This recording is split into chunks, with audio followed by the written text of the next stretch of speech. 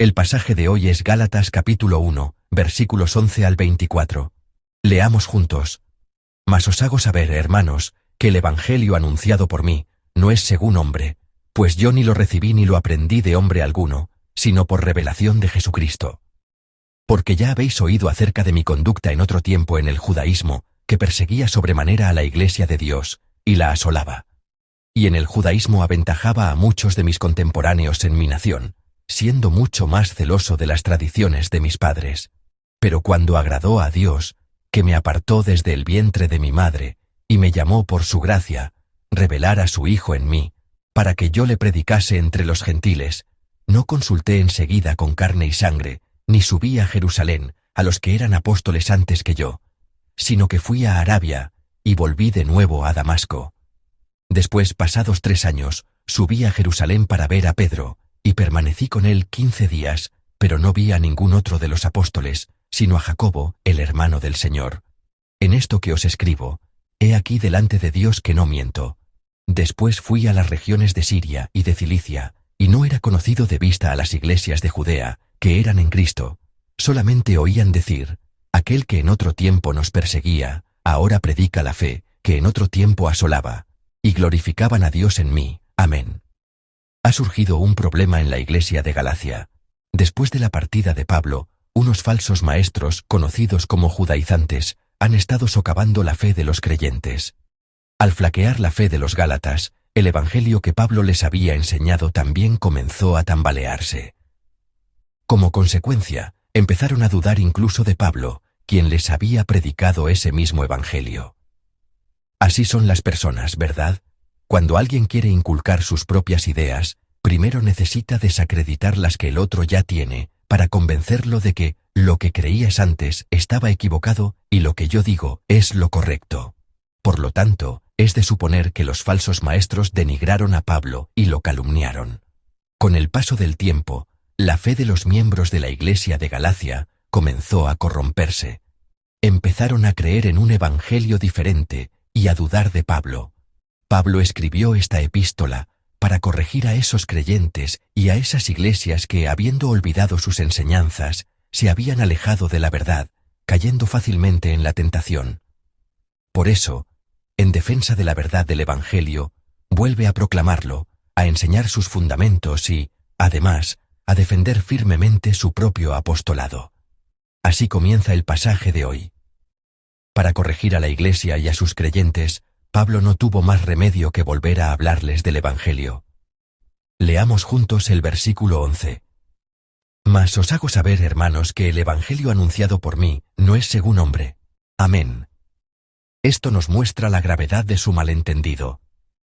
Pablo declara que el evangelio no es según la voluntad del hombre, es decir, que no proviene de los hombres ni depende de ellos. Continuemos con el versículo 12. Pues yo ni lo recibí ni lo aprendí de hombre alguno, sino por revelación de Jesucristo. Amén. En otras palabras, el otro evangelio, que predican los falsos maestros activos en la región de Galacia, sí proviene de los hombres. Lo que ellos enseñan es de origen humano, mientras que el evangelio que Pablo predicó es el verdadero. No lo aprendió de nadie, no depende de los hombres, ni es una invención suya, sino que lo recibió por revelación de Jesucristo. Pablo está declarando este hecho con toda claridad. Nos está diciendo que el evangelio no tiene un origen humano. Explica que se recibe únicamente a través de Jesucristo. La palabra únicamente es muy importante aquí, pues significa que no admite impurezas. Si el evangelio se mezcla con cualquier otra cosa, deja de ser el evangelio. El pensamiento, la interpretación y la voluntad de los hombres son impurezas. El evangelio es el evangelio que se recibe únicamente por medio de Jesucristo. El evangelio es el evangelio. A continuación, Pablo presenta su conversión y llamado al apostolado como una muestra de la gracia de Dios y de su elección dentro de la providencia divina. Es bien sabido que Pablo, antes de convertirse, persiguió a la iglesia de Dios. Y tenía sus razones, pues ¿acaso no era un hombre de la élite, muy prometedor? Era ciudadano romano, de la tribu de Benjamín, y provenía de una familia con considerables privilegios en la sociedad judía. Nació en una familia de renombre. ¿Y no era también un estudiante excelente? Aprendió la ley a los pies de Gamaliel, el más grande erudito de su tiempo. Recibió una educación tradicional y sistemática. Era, verdaderamente, la élite de la élite. Por lo tanto, ¿con cuánto fervor habrá perseguido a la Iglesia? Si leemos el versículo 13, dice que perseguía sobremanera a la Iglesia de Dios y la asolaba. Usó dos términos similares, perseguir y asolar. Es un doble énfasis y, además, añade la palabra sobremanera para recalcarlo aún más. Con solo esta frase, podemos darnos cuenta de cuán ferozmente persiguió a la Iglesia. Si observamos el significado original de las palabras perseguir y asolar, tienen el sentido de devastar el campamento enemigo y aniquilar a sus soldados en el campo de batalla. Es decir, Pablo persiguió a la Iglesia con la misma mentalidad con la que se enfrenta a un enemigo en la guerra. Podemos imaginar cuán cruel e implacable fue. Además, el versículo 14 añade que su celo era extraordinario. La razón por la que Pablo comparte estos hechos de su pasado se encuentra en lo que leemos en los versículos 15 y 16. Aunque yo era un perseguidor tan implacable, el versículo 15 dice: pero cuando agradó a Dios, que me apartó desde el vientre de mi madre, y me llamó por su gracia. ¿Qué significa apartó? Significa que estableció un límite para separar, es decir, que lo escogió y lo reservó para él. Y aquel que lo llamó por su gracia, ¿qué propósito tenía? La primera parte del versículo 16 lo revela. Revelar a su Hijo en mí, para que yo le predicase entre los gentiles.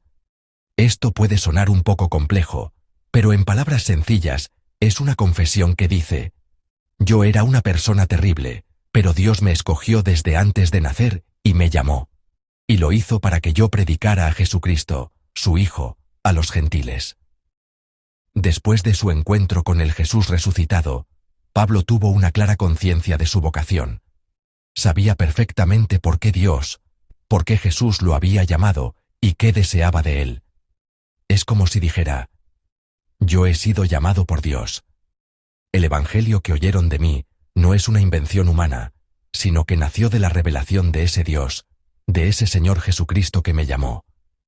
He predicado por la voluntad de Dios, y soy un hombre llamado por su gracia. Eso es lo que está enfatizando una vez más. A quienes debaten sobre los méritos humanos para recibir el llamado, Pablo les hace entender que el llamado de Dios es únicamente por gracia. Les está diciendo con firmeza que Él cumple la obra que le fue encomendada, agradecido por la gracia de Dios, y que ellos también deben comprenderlo así. Si imaginamos a Pablo escribiendo esta carta, ¿con cuánta vehemencia se habrá expresado? Probablemente desahogó su frustración. Al ver a esos creyentes que iban de nuevo hacia el precipicio, cuán angustiado se habrá sentido. Por lo tanto, este es un llamado apasionado de Pablo a no vacilar ante los falsos maestros ni ante su falso evangelio, sino a permanecer firmes en la fe del Dios que nos llama únicamente por gracia, en Jesucristo. Pero, hermanos, ¿creen que este llamado de Pablo se dirige solo a la iglesia de Galacia? ¿No parece que nos habla a nosotros con aún más fuerza hoy? Como mencioné, en Galacia abundaban los falsos maestros que predicaban un evangelio diferente. Decían que la cruz de Jesucristo no era suficiente.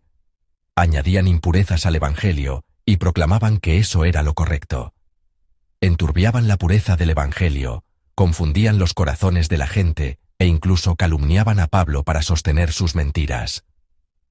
¿Y cómo es el mundo en el que vivimos? No es muy diferente. El mundo susurra constantemente otros evangelios a nuestros oídos.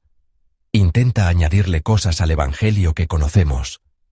Nos susurra que podemos prescindir de Jesucristo, aunque sin Él no somos nada y nada podemos hacer.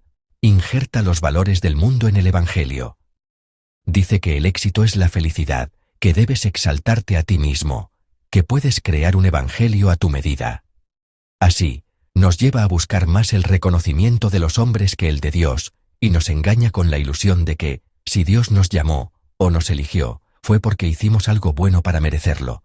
Pero el pasaje de hoy nos lo dice claramente: el evangelio se recibe únicamente a través de Jesucristo, y es por pura gracia que Él nos ha apartado para ser sus mensajeros. Amén. Así es, hermanos. Dios nos ha apartado para predicar este evangelio en la tierra. No vivimos sin propósito. Tenemos una misión muy importante. Hay una razón por la cual Dios nos ha escogido.